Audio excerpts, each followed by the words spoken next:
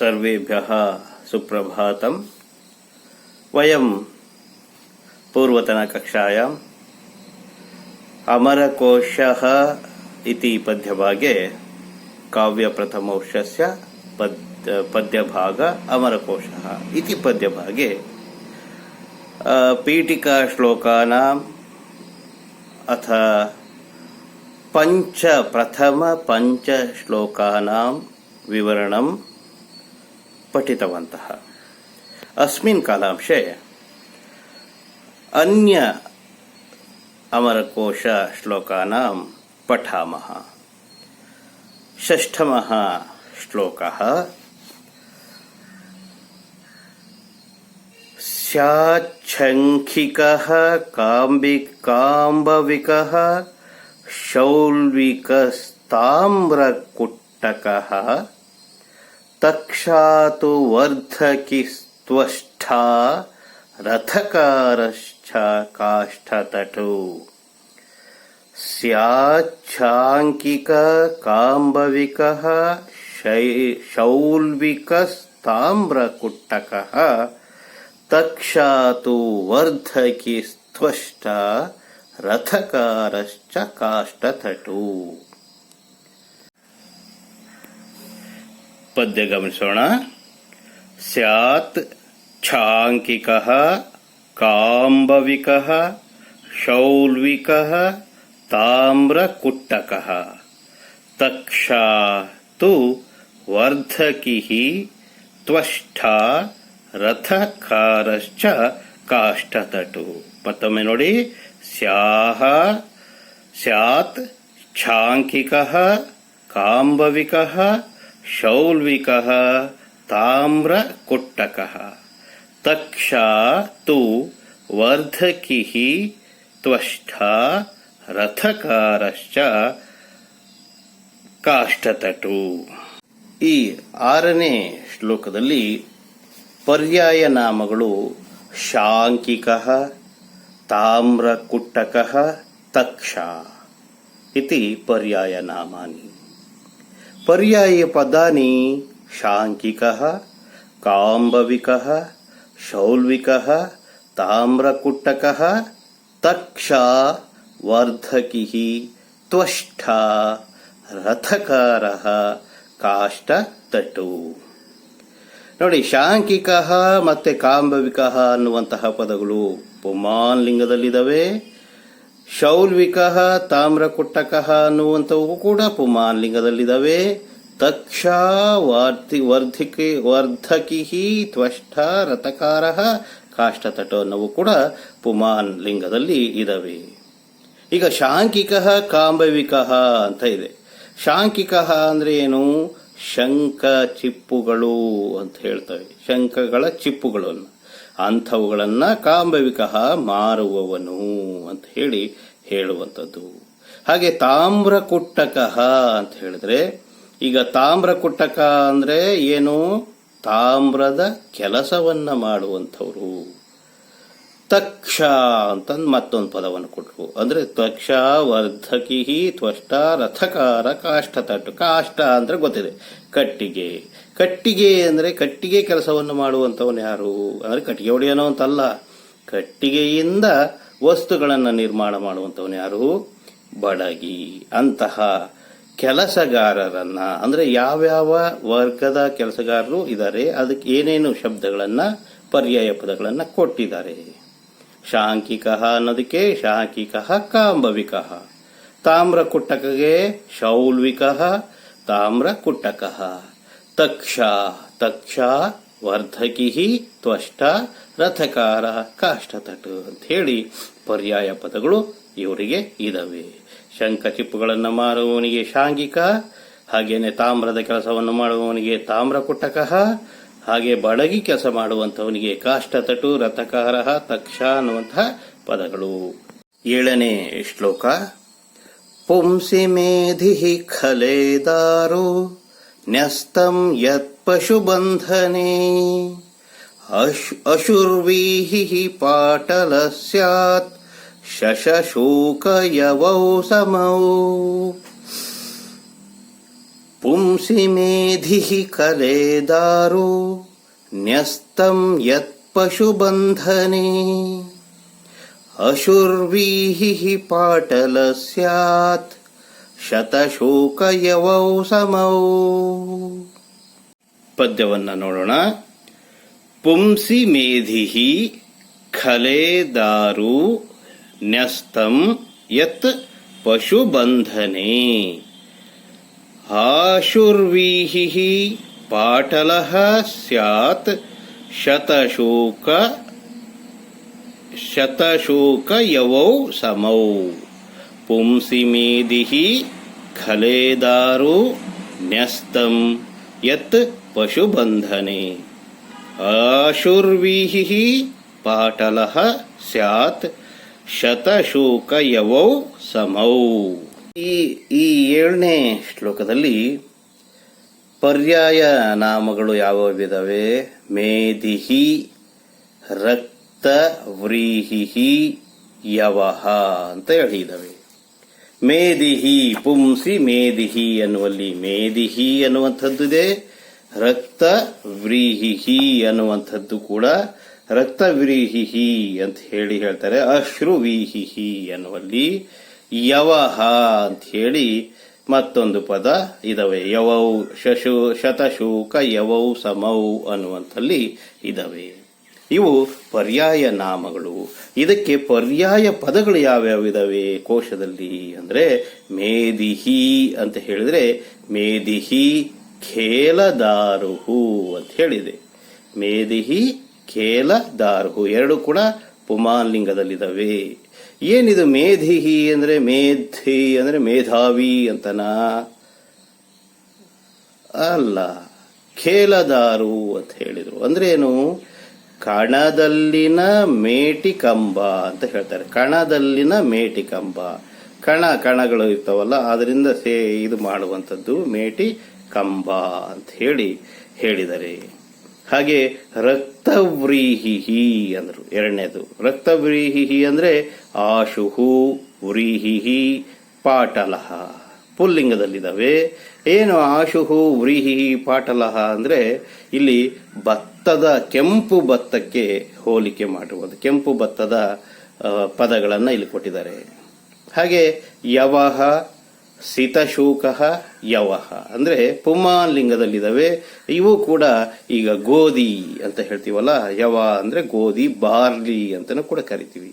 ಅಂತಹ ಬಾರ್ಲಿ ಶಬ್ದಗಳಿಗೆ ಹೇಳುವಂಥದ್ದು. ಒಟ್ಟಿನಲ್ಲಿ ಕಣದಲ್ಲಿರುವಂತಹ ವಸ್ತುಗಳನ್ನು ಹಿಡಿದು ಮೇಟಿಕಂಬವನ್ನು ಮಾಡುವಂಥದ್ದು, ಭತ್ತ ಕೆಂಪು ಭತ್ತವನ್ನ, ಹಾಗೆ ಗೋಧಿ ಅನ್ನುವಂತಹ ವಸ್ತುಗಳ ಕಾಳುಗಳ ವಿವರಣೆಯನ್ನ ಈ ಶ್ಲೋಕದಲ್ಲಿ ಕೊಟ್ಟಿದ್ದಾರೆ.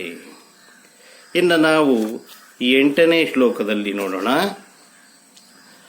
ಮಾಂಗಲ್ಯ ಕೋಮಸೂರೋಥಃ ಮಕುಷ್ಠಕ ಮಯುಷ್ಠಕೌ ವನಮುದ್ಗೆ ಸರ್ಷಪೇತು ದ್ವೌ ತಂತುಭಕದಂಬಕೌ. ಮಾಂಗಲ್ಯ ಕೋಮಸೂರೋಥ ಮಕುಷ್ಠಕ ಮಯುಷ್ಠಕೌ ವನಮುದ್ಗೆ ಸರ್ಷಪೇತು ದ್ವೌ ತಂತುಭಕದಂಬಕೌ. 8ನೆಯ ಶ್ಲೋಕ. ಮಾಂಗಲ್ಯಕೋ ಮಸೂರೋ ಯ ಮಕುಷ್ಠಕ ಮಯುಷ್ಠಕ ವನಮುದ್ರೆ ಸರ್ಷಪೇ ತು ದ್ವೌ ತಂತುಬಕದಂಬಕೌ. ನಮ್ ನೋಡಿ, ಮಾಂಗಲ್ಯಕೋ ಮಸೂರೋಯ ಮಕುಷ್ಠಕ ಮಯುಷ್ಠಕೌ. ಮಸೂರೋಯ ಮಸೂರೋಥ ಅಂತ ಆಗ್ಬೇಕಾಗಿತ್ತು. ವನಮುದ್ರೆ ಸರ್ಷಪೇ ತು ದ್ವೌ ತಂತು ಬ ಕದಂಬಕೌ. 8ನೇ ಶ್ಲೋಕದಲ್ಲಿ ಮಾಂಗಲ್ಯಕ, ಮಕುಷ್ಠಕ, ಸರ್ಷಪ ಅನ್ನುವಂತಹ ಪರ್ಯಾಯ ನಾಮಗಳಿದಾವೆ. ಅವಕ್ಕೆ ಪರ್ಯಾಯ ಪದಗಳು ಮಾಂಗಲ್ಯಕ, ಮಸೂರ.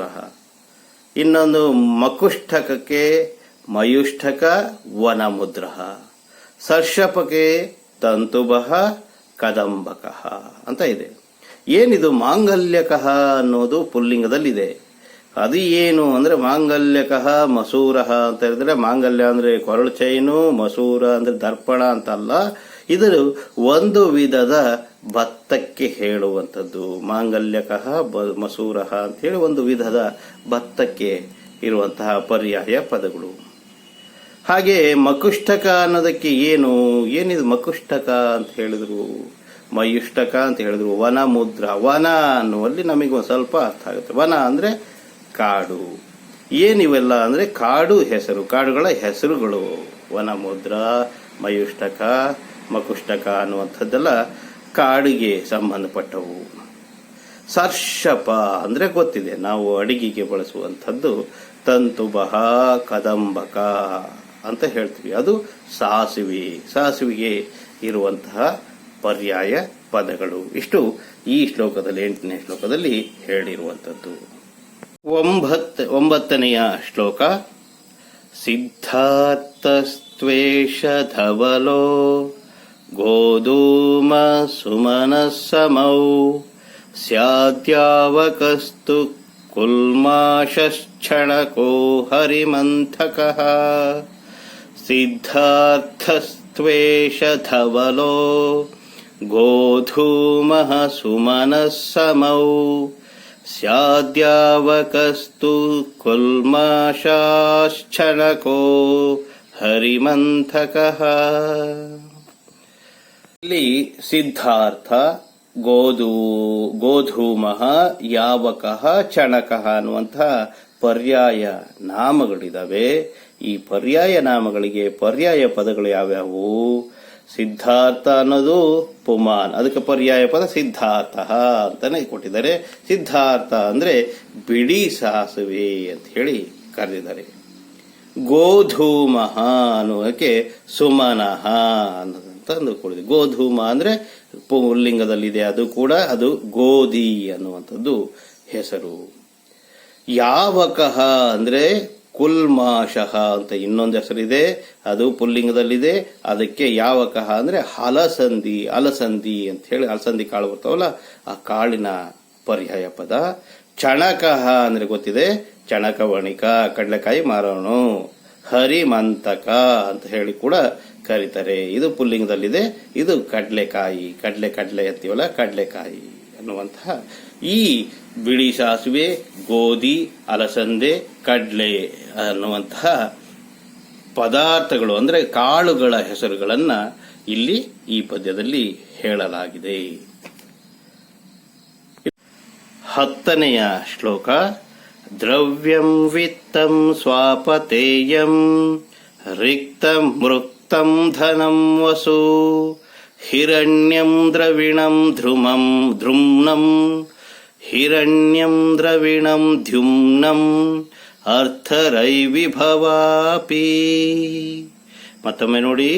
ದ್ರವ್ಯಂ ವಿತ್ತಂ ಸ್ವಾಪತೇಯಂ ರಿಕ್ತಂ ಮೃಕ್ತಂ ಧನಂ ವಸು ಹಿರಣ್ಯಂ ದ್ರವಿಣಂ ದ್ಯುಮ್ನಂ ಅರ್ಥರೈ ವಿಭವ ಅಪಿ. ಶ್ಲೋಕದಲ್ಲಿ ಒಂದೇ ದ್ರವ್ಯದ ಬಗ್ಗೆ ಹೇಳಿರುವಂಥದ್ದು. ದ್ರವ್ಯ ಅಂದ್ರೆ ಏನೇನು ಅನ್ನುವಂಥದ್ದು. ಅದಕ್ಕೆ ದ್ರವ್ಯಕ್ಕೆ ಪರ್ಯಾಯ ಪದಗಳನ್ನು ಹೇಳ್ತಾ ಹೋಗಿದ್ದಾರೆ. ಯಾವುದು? ವಿತ್ತಂ, ಸ್ವಾಪತೇಯಂ, ರಿಕ್ತಂ, ಆಮೇಲೆ ರುಕ್ಯಂ, ಧನಂ, ವಸು, ಹಿರಣ್ಯಂ, ದ್ರವಿಣಂ, ದ್ಯುಮ್ನಂ, ಅರ್ಥಃ, ರೈ, ವಿಭವ ಅನ್ನುವಂತಹ ಪದಗಳನ್ನು ಹೇಳಿದ್ದಾರೆ. ಈ ದ್ರವ್ಯಂ, ವಿತ್ತಂ, ಸ್ವಾಪತೇಯಂ, ರಿಕ್ತಂ, ಋರಂ, ಧನಂ, ವಸು ಅನ್ನುವಂಥವು ನಪುಂಸಕಲಿಂಗದಲ್ಲಿದ್ದಾವೆ. ಹಾಗೇನೆ ಅರ್ಥ, ರೇ, ವಿಭವ ಅನ್ನುವಂಥದ್ದು ಪುಮಾನ್ ಲಿಂಗದಲ್ಲಿ ಇದಾವೆ. ಅಂದ್ರೆ ಒಟ್ಟಿನ ಇದರ ಅರ್ಥ ಅಂದ್ರೆ ದ್ರವ್ಯ ಅಂದ್ರೆ ಏನು ಅಂದ್ರೆ ನಿಮಗೆ ಇದರಲ್ಲಿ ಕರೆಕ್ಟ್ ಆಗಿ ಸಿಗುವಂತಹ ಅರ್ಥ ಸಿಗುವಂಥದ್ದು ವಿತ್ತಕೋಶ ಅಂತ ಕೇಳಿದಿರಾ, ಅಂದ್ರೆ ಬ್ಯಾಂಕ್. ಅದು ಕೂಡ ಅದಕ್ಕೆ ಹಣಕ್ಕೆ ಸಂಬಂಧಪಟ್ಟಿದ್ದು. ಧನಂ ಅನ್ನೋದಂತೂ ಗೊತ್ತಿದೆ. ಆಮೇಲೆ ಅರ್ಥ ಅಂದ್ರೆ ಗೊತ್ತಿದೆ. ಇನ್ನ ಉಳಿದಂತೆ ದ್ರವ್ಯಂ ಅಂತನೂ ಕೂಡ ಕರೀತಾರೆ. ಆಮೇಲೆ ಸ್ವಾಪತೇಯಂ ಅಂತ ಕರೀತಾರೆ, ರಿಕ್ತಂ ಅಂತ ಕರೀತಾರೆ, ಧನ, ವಸುಹು, ಹಿರಣ್ಯ, ದ್ಯುಮ್ನಂ ಅಂತನೂ ಕೂಡ ಕರೀತಾರೆ. ಇದೆಲ್ಲ ಏನಿದು ಅಂದ್ರೆ ಸಂಪತ್ತು ಅನ್ನುವಂತಹ ವಿಶೇಷ ನಿರೂಪಣೆಗೆ ವಿಶೇಷವಾಗಿ ಇದಕ್ಕೆ ಅರ್ಥಗಳು ಇದಾವೆ. ಸಂಪತ್ತು ಅನ್ನೋದಕ್ಕೆ ಇಷ್ಟೆಲ್ಲ ಪರ್ಯಾಯ ಪದಗಳನ್ನ ಈ 10ನೇ ಶ್ಲೋಕದಲ್ಲಿ ಸಂಪತ್ತಿಗೆ ಸಂಬಂಧಪಟ್ಟಂತಹ ವಿಷಯಗಳನ್ನ ಹೇಳಲಾಗಿದೆ. ಹೀಗೆ 11ನೆಯ ಶ್ಲೋಕವನ್ನ ಗಮನಿಸೋಣ. 11ನೆಯ ಶ್ಲೋಕ ಕ್ಷೇಮಂಕರೋರಿಷ್ಠತಾತಿಃ ಶಿವತಾತಿಃ ಶಿವಂಕರಃ ಸುಕೃತಿ ಪುಣ್ಯವಾನ್ ಧನ್ಯೋ ಮಹೇಚ್ಛಸ್ತು ಮಹಾಶಯಃ. ಕ್ಷೇಮಂಕರೋರಿಷ್ಠತಾತಿಃ ಶಿವತಾತಿಃ ಶಿವಂಕರಃ ಸುಕೃತಿ ಪುಣ್ಯವಾನ್ ಧನ್ಯೋ ಮಹೇಚ್ಛಸ್ತು ಮಹಾಶಯಃ. ಈ ಶ್ಲೋಕದಲ್ಲಿ ಶುಭವನ್ನ ಉಂಟು ಮಾಡುವಂತಹ, ಪುಣ್ಯವನ್ನ, ಶ್ರೇಷ್ಠತ್ವವನ್ನ ಉಂಟು ಮಾಡುವಂತಹವುಗಳನ್ನ ಹೇಳ್ತಾ ಹೋಗಿದ್ದಾರೆ. ಈಗ ನಿಮಗೆ ಕ್ಷೇಮಂಕರ ಅನ್ನುವಂತಹ ಒಂದು ಪರ್ಯಾಯ ನಾಮ ಸಿಕ್ತು. ಪುಣ್ಯವಾನ್ ಅಂತ ಕೇಳಿದಿರಿ. ಮಹಾಶಯ, ಮೂರೂ ಶಬ್ದಗಳನ್ನ ನಾವೀಗ ಗೊತ್ತಿದೆ. ಕ್ಷೇಮಂಕರ ಅಂದ್ರೆ ಕ್ಷೇಮ ಉಂಟು ಮಾಡುವಂಥವ್ರು, ಪುಣ್ಯವಾನ್ ಅಂದ್ರೆ ಪುಣ್ಯಶಾಲಿ, ಮಹಾಶಯ ಅಂದ್ರೆ ಮಹಾಶಯ ಶ್ರೇಷ್ಠವಾದವನು ಅಂತ ಕೇಳಿದೀವಿ. ಇದಕ್ಕೆ ಕ್ಷೇಮಂಕರ ಅಂದ್ರೆ ಅರಿಷ್ಠತಾತಿಹಿ, ಅರಿಷ್ಠಗಳನ್ನ ಓಡಿಸುವಂತವನು. ಶಿವತಾತಿಹಿ, ಶಿವ ಅಂದ್ರೆ ಶುಭವನ್ನ ಉಂಟು ಮಾಡುವನು. ಶಿವಂಕರ ಅಂದ್ರೂ ಕೂಡ ಅದಕ್ಕೆ ಶುಭವನ್ನ ಉಂಟು ಮಾಡುವನು. ಇವೆಲ್ಲ ಪುಂಮಾಲಿಂಗದಲ್ಲಿ ಇದಾವೆ. ಹಾಗೆ ಪುಣ್ಯವಾನ್ ಅನ್ನುವಂಥದ್ದು ಏನು? ಪುಣ್ಯವಾನ್ ಸುಕೃತಿ ಅಂತ ಹೇಳಿದ್ರು. ಧನ್ಯ ಅಂದ್ರೆ ಹೇಳಿದ್ರು ಅಂದ್ರೆ ಪುಣ್ಯಶಾಲಿ, ಧನ್ಯವಂತನು, ಸುಕೃತಿ ಒಳ್ಳೆಯ ವ್ಯಕ್ತಿ ಅನ್ನುವಂತಹ ಮಾತುಗಳು, ಅರ್ಥಗಳು ಬರುವಂತಹ ಶಬ್ದಗಳು. ಮಹಾಶಯ ಅಂದ್ರೆ ಗೊತ್ತಿದೆ. ಮಹೇಚ್ಛಃ ಅಂತ ಕೂಡ ಇನ್ನೊಂದು ಪದ ಹೇಳಿದ್ರು. ಅಂದ್ರೆ ಶ್ರೇಷ್ಠವಾದ ಅಭಿಪ್ರಾಯವನ್ನು ಉಳ್ಳಂತವರು ಅನ್ನುವಂತಹ ಶಬ್ದಗಳು ಈ ಕೋಶದಲ್ಲಿ, ಈ ಪದ್ಯದಲ್ಲಿ ಹೇಳಲಾಗಿದೆ. 12ನೆಯ ಶ್ಲೋಕ ಹೃದಯಾಲು ಸುಹೃದಯೋ ಮಹೋತ್ಸಾಹೋ ಮಹೋದ್ಯಮಃ ಪ್ರವೀಣೇ ನಿಪುಣಾಭಿಘ್ನ ವಿಘ್ನ ನಿಷ್ಣಾತ ಶಿಕ್ಷಿತಾಃ. ಹೃದಯಾಲು ಸುಹೃದಯೋ ಮಹೋತ್ಸಾಹೋ ಮಹೋದ್ಯಮಃ ಪ್ರವೀಣೇ ನಿಪುಣ ಅಭಿಜ್ಞ ವಿಘ್ನ ನಿಷ್ಣಾತ ಶಿಕ್ಷಿತಾಃ ಅನ್ನುವಂತಹ ಶಬ್ದಗಳು. 12ನೆಯ ಶ್ಲೋಕದಲ್ಲಿ ಹೃದಯಾಲು, ಮಹೋತ್ಸಾಹ ಮತ್ತೆ ಪ್ರವೀಣ ಅನ್ನುವಂತಹ 3 ಪರ್ಯಾಯ ನಾಮಗಳಿದಾವೆ. ಈ ಪರ್ಯಾಯ ನಾಮಗಳಿಗೆ ಹೃದಯಾಲು ಅನ್ನುವಂತಹ ಪದಕ್ಕೆ ಸುಹೃದಯ ಅನ್ನುವಂತಹ ಮತ್ತೆ ಪರ್ಯಾಯ ಪದವನ್ನು ಕೊಟ್ಟಿದ್ದಾರೆ. ಮಹೋತ್ಸಾಹ ಅನ್ನುವುದಕ್ಕೆ ಮಹೋದ್ಯಮ ಅಂತಲೂ ಕೂಡ ಇನ್ನೊಂದು ಪರ್ಯಾಯ ಪದ ಇದೆ. ಹಾಗೆ ಪ್ರವೀಣ ಅಂತ ಹೇಳಿದಾಗ ಪ್ರವೀಣಗೆ ನಿಪುಣ, ಅಭಿಘ್ನ, ವಿಘ್ನ, ನಿಷ್ಣಾತ, ಶಿಕ್ಷಿತ ಅನ್ನುವಂತಹ ಪದಗಳನ್ನು ಕೊಟ್ಟಿದ್ದಾರೆ. ಇವೆಲ್ಲವೂ ಕೂಡ ಪುಲ್ಲಿಂಗದಲ್ಲಿ ಇರುವಂತವು. ಇಲ್ಲಿ ಹೃದಯಾಲು ಅಂತ ಕೇಳಿದೀರ. ಹೃದಯವಂತ, ಸಹೃದಯ, ಒಳ್ಳೆಯ ಹೃದಯವನ್ನ ಉಳ್ಳಂಥವನು ಅಂತ ಹೇಳಿ ಕೇಳಿದಿರ. ಅಂದ್ರೆ ಅರ್ಥ ಶುದ್ಧ ಮನಸ್ಸನ್ನ ಉಳ್ಳಂಥವನಿಗೆ ಹೃದಯಾಲು ಅಂತ ಹೇಳಿ ಕರೆದಿದ್ದಾರೆ. ಮಹೋತ್ಸಾಹ ಅಂತ ಹೇಳಿದ್ರೆ ಗೊತ್ತಾಗದು. ಉತ್ಸಾಹ, ಮಹಾ ಉತ್ಸಾಹ, ಅತಿಯಾದಂತಹ ಉತ್ಸಾಹದಿಂದ ಕಾರ್ಯವನ್ನ ಸಾಧಿಸುವಂತವನು. ಮಹೋತ್ಸಾಹ ಮಹೋದ್ಯಮ ಅಂದ್ರೆ ಮಹತ್ ಕಾರ್ಯವನ್ನ ಸಾಧಿಸುವಂಥವ್ರು. ಇನ್ನ ಪ್ರವೀಣ ಗೊತ್ತಿದೆ, ನಿಪುಣ ಗೊತ್ತಿದೆ. ಇನ್ನ ಅಭಿಜ್ಞ ಅಂದ್ರೆ ವಿಘ್ನ ಅಂದ್ರೆ ನಿಷ್ಣಾತ ಗೊತ್ತಿದೆ, ಶಿಕ್ಷಿತ ಅಂದ್ರೆ ಇದೆಲ್ಲ ಏನು? ಪ್ರವೀಣ, ಅಭಿಜ್ಞ, ವಿಘ್ನ, ನಿಷ್ಣಾತ ಅನ್ನುವಂಥದ್ದು ಜ್ಞಾನಿ ಅನ್ನುವಂತಹ ಪದಕ್ಕೆ ಅರ್ಥ ಪರ್ಯಾಯ ಪದಗಳನ್ನ ಕೊಟ್ಟಿರುವುದು. ಅಂದ್ರೆ ಬುದ್ಧಿವಂತ, ಜಾಣ, ತಿಳಿದಂತವನು ಅನ್ನುವಂಥವನಿಗೆ ಈ ಪದಗಳಿಂದ ಕರೆಯಲ್ಪಡುತ್ತದೆ. ಈ ಎಲ್ಲಾ ಪದಗಳನ್ನು ಕರಿಬಹುದು ಅಂತ ಹೇಳಿ ಈ ಅಮರಕೋಶದ ಪದ್ಯಗಳಲ್ಲಿ ಪರ್ಯಾಯ ಪದಗಳನ್ನು ಹೇಳಿದರೆ. 13ನೆಯ ಶ್ಲೋಕವನ್ನು ಗಮನಿಸೋಣ.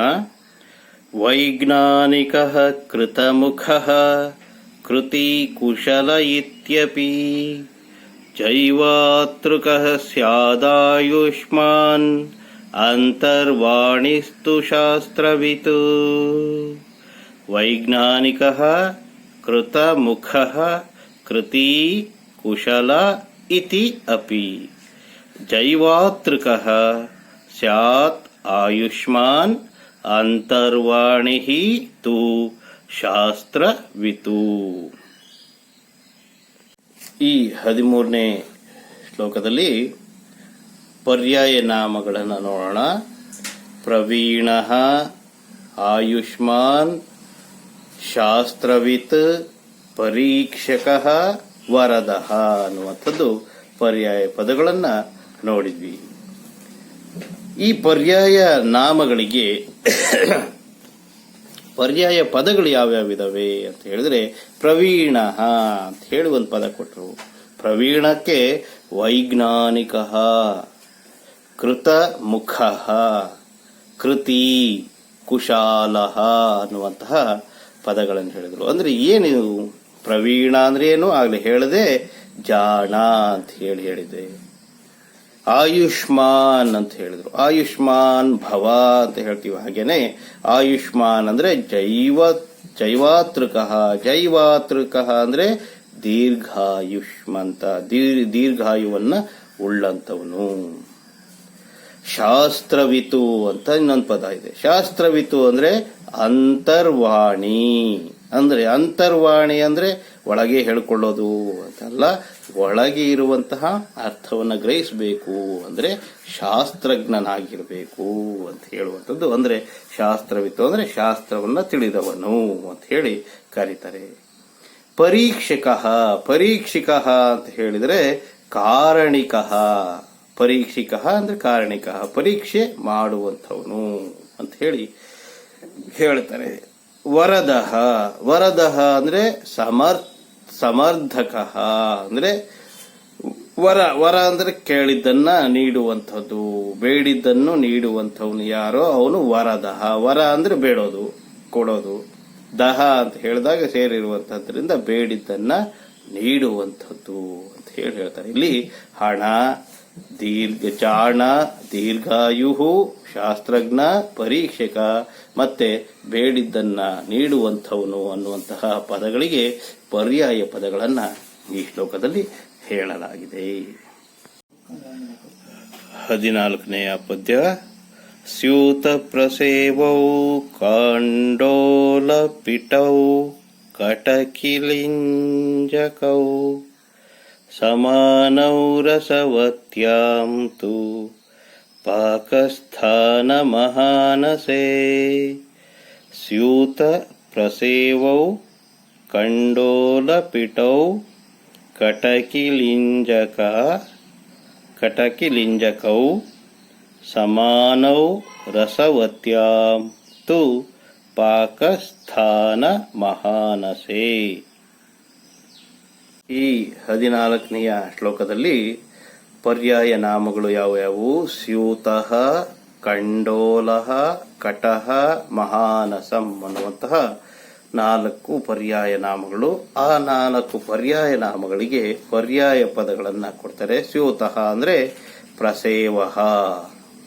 ಏನು ಸ್ಯೂತಃ ಅಂದ್ರೆ ಚೀಲ, ನಾವು ಹಾಕೋತೀವಲ್ಲ ಚೀಲ, ಅದಕ್ಕೆ ಸ್ಯೂತಃ. ಪ್ರಸೇವಃ ಅಂತನೂ ಕೂಡ ಇನ್ನೊಂದು ಪರ್ಯಾಯ ಪದ. ಕಂಡೋಲಃ ಅಂತ ಇದೆ. ಕಂಡೋಲ ಅಂದ್ರೆ ಬುಟ್ಟಿ ಅನ್ನುವಂಥದ್ದು. ಕಂಡೋಲ ಅಂದ್ರೆ ಬುಟ್ಟಿ. ಇದು ಪಿಟಃ ಅನ್ನುವಂತಹ ಇನ್ನೊಂದು ಪರ್ಯಾಯ ಪದವನ್ನು ಕೂಡ ಒಳಗೊಂಡಿದೆ. 3ನೇದು ಕಟಃ. ಕಟಃ ಅಂತ ಹೇಳಿದ್ರೆ ಏನು? ಈಗ ಕಟಃ ಅಂದ್ರೆ ಕಟ್ಟೆ ಅಂತ ಕೂಡ ನಾವು ಕರಿತೀವಿ. ಆದ್ರೆ ಇಲ್ಲಿ ಕಟಃ ಅಂದ್ರೆ ಚಾಪೆ ಅಂತ ಹೇಳ್ತೀವಿ. ಕಲಿಂಜಕ ಅಂತನೂ ಕೂಡ ಅದಕ್ಕೆ ಇನ್ನೊಂದು ಪರ್ಯಾಯ ಪದ ಇದೆ. ಚಾಪೆಗೆ ಕಟಃ, ಕರಹ, ಕಲಿಂಜಕ ಅಂತನೂ ಕೂಡ ಕರೀತಾರೆ. 4ನೇದು ಮಹಾನಸಂ. ಮಹಾನಸಂ ಅಂದ್ರೆ ರಸವತಿ ಅಂತ ಹೇಳಿದ್ರು. ಆಮೇಲೆ ಇನ್ನೊಂದು ಹೇಳಿದ್ರು ಪಾಕಸ್ಥಾನಂ. ಅಲ್ಲಿ ನಿಮಗೆ ಅರ್ಥ ಸಿಗುತ್ತೆ. ಪಾಕ ಅಂತ ಹೇಳಿದ್ರೆ ಅಡುಗೆ, ಸ್ಥಾನ ಅಂದ್ರೆ ಅಡಿಗೆಯಲ್ಲಿ ಮಾಡ್ತಾರೆ, ಅಡಿಗೆ ಮನೆಯಲ್ಲಿ. ಹಾಗಾಗಿ ಅಡಿಗೆ ಮನೆಗೆ ಪಾಕಸ್ಥಾನಂ ಮಹಾನಸಂ ಅಂತ ಹೇಳಿ ಕರೀತಾರೆ.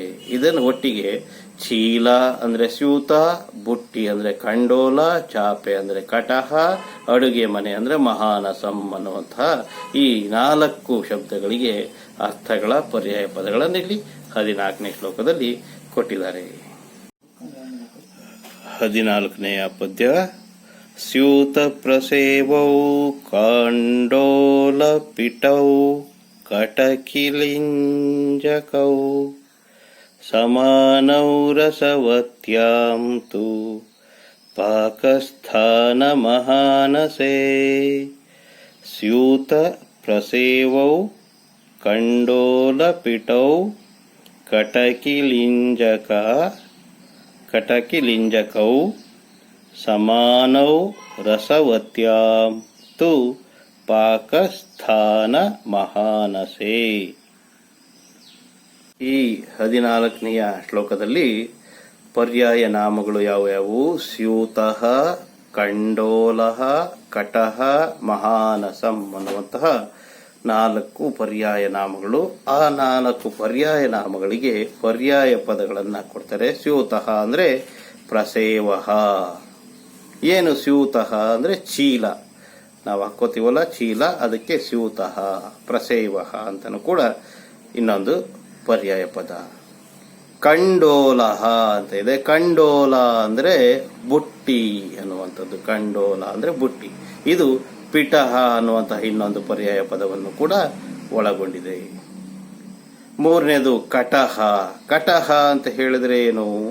ಈಗ ಕಟಹ ಅಂದ್ರೆ ಕಟ್ಟೆ ಅಂತ ಕೂಡ ನಾವು ಕರಿತೀವಿ. ಆದ್ರೆ ಇಲ್ಲಿ ಕಟಹ ಅಂದ್ರೆ ಚಾಪೆ ಅಂತ ಹೇಳ್ತೀವಿ. ಕಲಿಂಜಕಃ ಅಂತನೂ ಕೂಡ ಅದಕ್ಕೆ ಇನ್ನೊಂದು ಪರ್ಯಾಯ ಪದ ಇದೆ. ಚಾಪೆಗೆ ಕಟಹ, ಕರಹ, ಕಲಿಂಜಕಃ ಅಂತನೂ ಕೂಡ ಕರೀತಾರೆ. 4ನೇದು ಮಹಾನಸಂ. ಮಹಾನಸಂ ಅಂದ್ರೆ ರಸವತಿ ಅಂತ ಹೇಳಿದ್ರು. ಆಮೇಲೆ ಇನ್ನೊಂದು ಹೇಳಿದ್ರು ಪಾಕಸ್ಥಾನಂ. ಅಲ್ಲಿ ನಿಮಗೆ ಅರ್ಥ ಸಿಗುತ್ತೆ. ಪಾಕ ಅಂತ ಹೇಳಿದ್ರೆ ಅಡಿಗೆ, ಸ್ಥಾನ ಅಂದ್ರೆ ಅಡಿಗೆಯಲ್ಲಿ ಮಾಡ್ತಾರೆ, ಅಡಿಗೆ ಮನೆಯಲ್ಲಿ. ಹಾಗಾಗಿ ಅಡಿಗೆ ಮನೆಗೆ ಪಾಕಸ್ಥಾನಂ ಮಹಾನಸಂ ಅಂತ ಹೇಳಿ ಕರೀತಾರೆ. ಇದನ್ನು ಒಟ್ಟಿಗೆ ಚೀಲ ಅಂದ್ರೆ ಸ್ಯೂತ, ಬುಟ್ಟಿ ಅಂದ್ರೆ ಕಂಡೋಲ, ಚಾಪೆ ಅಂದ್ರೆ ಕಟಹ, ಅಡುಗೆ ಮನೆ ಅಂದ್ರೆ ಮಹಾನಸಂ ಅನ್ನುವಂತಹ ಈ 4 ಶಬ್ದಗಳಿಗೆ ಅರ್ಥಗಳ ಪರ್ಯಾಯ ಪದಗಳನ್ನು ಇಲ್ಲಿ 14ನೇ ಶ್ಲೋಕದಲ್ಲಿ ಕೊಟ್ಟಿದ್ದಾರೆ. 15ನೆಯ ಶ್ಲೋಕ. ಅಹಹೇತ್ಯದ್ಭುತೆ ಖೇದೇ ಹಿ ಹೇತಾವಧಾರಣೆ ಚಿರಾಯ ಚಿರರಾತ್ರಾಯ ಚಿರಸ್ಯಾಧ್ಯಾಶ್ಚಿರಾರ್ಥಕಾಃ. ಅಹಹೇತ್ಯದ್ಭುತೆ ಖೇದೇ ಹಿ ಹೇತಾವಧಾರಣೆ ಚಿರಾಯ ಚಿರರಾತ್ರಾಯ ಚಿರಸ್ಯಾಧ್ಯ ಚಿರಾರ್ಥಕಃ. ಈ 15ನೇ ಪದ್ಯದಲ್ಲಿ ಆಹಾಹ ಅನ್ನುವಂಥದ್ದು ಪದ, ಹಿ ಅನ್ನುವಂಥದ್ದು ಚಿರಾಯ, ಚಿರರಾತ್ರಾಯ, ಚಿರಸ್ಯ ಅನ್ನುವಂಥದ್ದು ಪದಗಳಿದಾವೆ. ಈ ಪದಗಳು ಆಹಾಹ ಅನ್ನುವಂಥದ್ದು ಅವ್ಯಯ ಪದ, ಹಾಗೇನೆ ಹಿ ಅನ್ನೋದು ಕೂಡ ಅವ್ಯಯ ಪದ.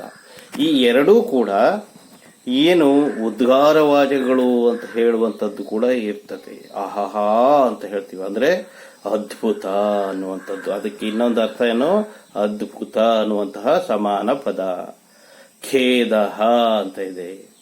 ಹಾಗೆ ಅದ್ಭುತೇ ಖೇದೇಯ ಪ್ರಯುಜ್ಯತೆ ಅಂತನೂ ಕೂಡ ಹೇಳ್ತಾರೆ. ಅಂದ್ರೆ ಆಶ್ಚರ್ಯವನ್ನ ಉಂಟು ಮಾಡುವಂಥದ್ದು ಆಹಾಹಾ ಅಂತಿವೆ. ಹಾಗೆ ದುಃಖವನ್ನ ಸೂಚಿಸಲು ಬಳಸುವ ಅವ್ಯಯ ಆಹಾ ಅಂತೀವಿ. ಹಾಗೆ ಈ ಪದಗಳು ಕೂಡ ಎರಡೂ ಕೂಡ ಒಂದೇ ಇದರಲ್ಲಿ ಹೇಳಲ್ಪಡುತ್ತವೆ. ಹಿ ಅನ್ನೋದು ಕೂಡ ಅವ್ಯಯ. ಇದು ಹಿ ಅಂದ್ರೆ ಹೇತುವು, ಅವಧಾರಣಂ ಅಂತ ಹೇಳಿ ಪರ್ಯಾಯ ಪದಗಳನ್ನು ಕೊಟ್ಟರು.